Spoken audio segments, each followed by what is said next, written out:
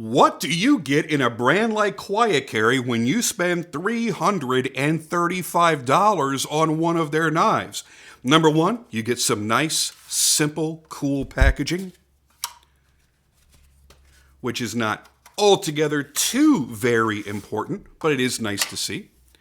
You get a fantastic action on ceramic bearings with a ceramic detent. You get a nice neutral grip with a nice big finger choil that locks your finger into place, which makes it really good for control when you're doing heavy cutting tasks. You get CPM MagnaCut, meaning you've got a blade that has very, very long edge retention. It is also a very tough blade that will resist rolling and chipping very, very well and be extremely corrosion resistant all in one. So you have that trifecta that you're looking for that everyday carry knife. Now, I have reviewed a few other quiet carry knives in the past.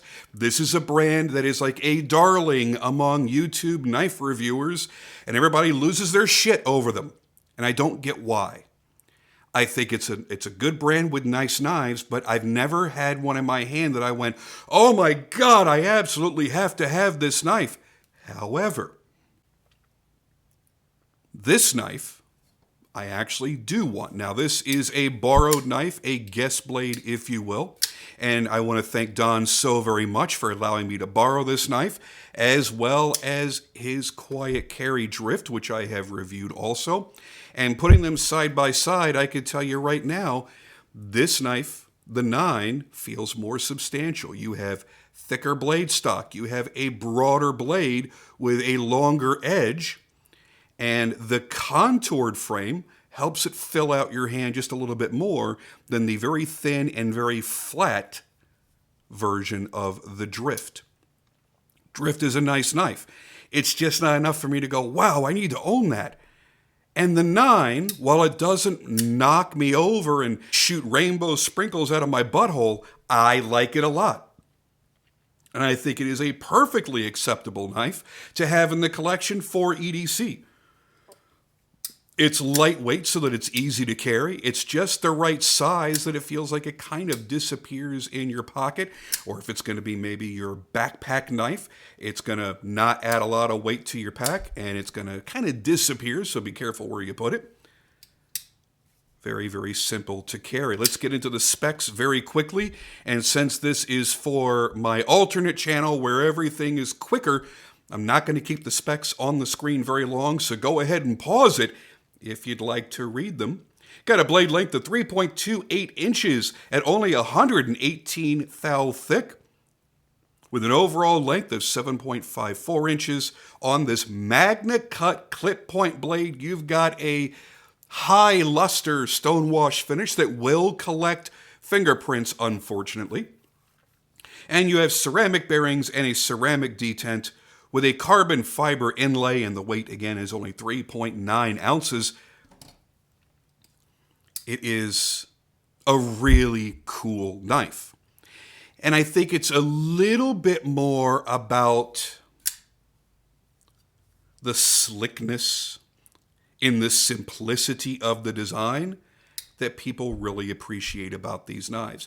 There is nothing extravagant about these knives. There's nothing that's over the top. There's no design aspect where people feel that it's a polarizing design. It's just a perfectly acceptable, EDC knife that has no major flaws. It just doesn't have anything that's over the top great that puts it that far above others in its price range. I will say this, as I had said on my other channel on the full-length review that goes in much more depth and detail, I am a fan of them finally putting a milled titanium clip on there instead of a paperclip style stainless steel clip. It is a big step up, even though I personally don't care for the whole super deep carry. I'm a pocket assassin. I'm a super secret agent, and I need my knives hidden away where nobody can possibly see them. Don't get that sentiment at all. But for those that enjoy that, you've got that as well. So a nice milled clip with a good amount of tension. And that is it for the Quiet Carry 9, a clean, simple design that I think will be attractive to most people. Here's the deal. If you look at it and go, I kind of dig that, then you will be impressed when it arrives, because it's even nicer in person, and feeling it in the hand is a bit more impressive than just looking at it in photos or video. You will enjoy it. Is it worth $335? Only you can answer that. There is some stiff competition out there at that price and just a hair less or just a hair more. So only you can answer that for yourself. For me, yeah, I'm going to end up buying one for myself because I really do dig it. I'm just not going to pick the stonewash finish. It's really the only difference for me.